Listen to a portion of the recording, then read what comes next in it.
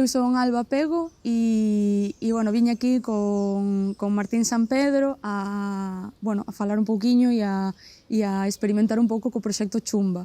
Realmente o proxecto somos nós os dous, si que contamos moito con Tomás Ajeitos, na parte sobre todo de que equipo técnico utilizar e tamén colabora connosco, tocando distintos instrumentos tradicionais, e con Juancho, que é un amigo noso, co tema máis de creación de vídeo e videomapping, que son cousiñas que imos implementar no noso proxecto. Chumba naceu como experimento absoluto. Dentro de Chumba agora estamos traballando no proxecto que se chama Marearte, que o vamos a estructurar en 3 ou 4 pezas, tanto de deseño sonoro como audiovisual, e, basicamente Marearte trata un pouco, dende un sentido moi crítico, a mala conexión ou a toxicidade na relación que ten o ser humano co medio natural que é o mar. As residencias mariñán son unha oportunidade superguai para as persoas que están creando ou iniciándose nun proxecto artístico, porque creo que é como, entre comillas, un retiro espiritual, ¿no?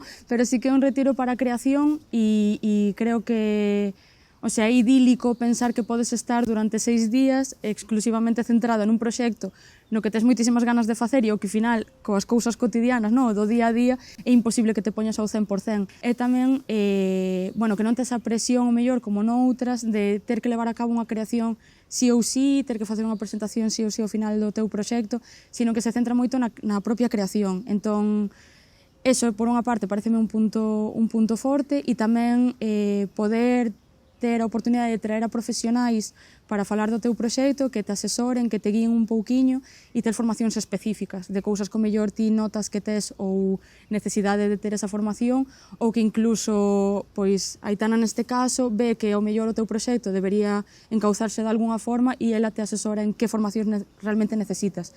Entón, creo que son os puntos máis fortes que eu valoro, vamos. Gústame moito que poidamos compartir residencia artística tanto con outra agrupación musical. Ademais, creo que somos agrupacións que podemos complementarnos, e iso descubrímolo aquí, ¿no? Tanto por estética do proxecto, como por recursos que usamos, e, eso está moi guai. E despois tamén están as residencias de literatura e pensamento, e tamén hai xente coa que pensamos que o mellor non íbamos convivir tanto, pero nas comidas, en todas as comidas, super guai, porque temos moitas cousas en común tamén con esta xente, non? Ao mellor están facendo incluso proxectos eles que teñen que ver co noso de unha forma ao mellor indirecta, que falan tamén moito da comunidade, moito de feminismo, moito de consciencia e, sobre todo, do medio natural tamén. Entón, estamos todos bastante relacionados e iso é o que máis mola da convivencia.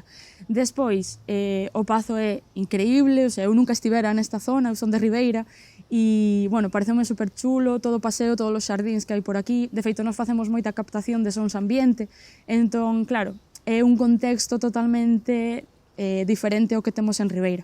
Entón, sí que tiramos moito deso.